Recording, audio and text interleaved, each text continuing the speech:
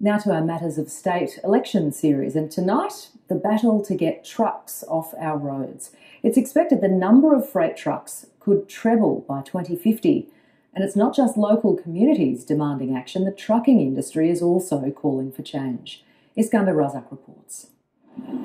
Big trucks have been rumbling through Melbourne's inner west for decades on roads not built for this heft.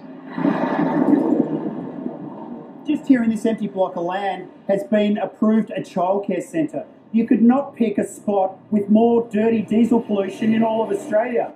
In 10 years, the number of trucks in Victoria has already grown by more than 20%, and freight volumes are forecast to increase from 360 million tonnes in 2014 to nearly 900 million tonnes in 2051.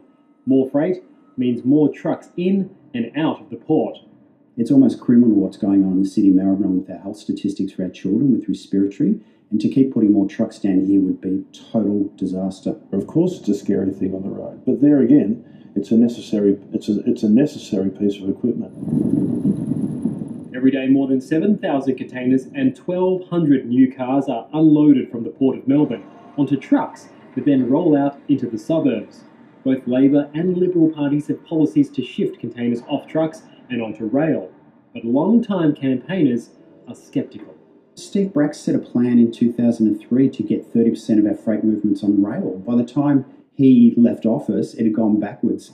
The industry says what's truly needed to alleviate the problem for all are big picture projects, like a dedicated rail tunnel to shuttle containers between docks.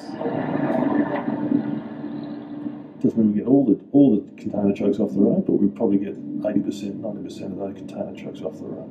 You can't leave Willie Road to bear the brunt of 5,000 trucks a day. Meanwhile, campaigners say they're struggling to get basic pollution restrictions approved. The Euro 6 trucks they're considered super clean trucks. They put out very few particles or anything like that.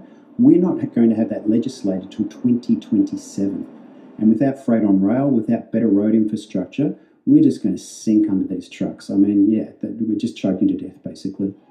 And unless talk gives way to action, more will suffer what they are experiencing. Iskander Razak, ABC News.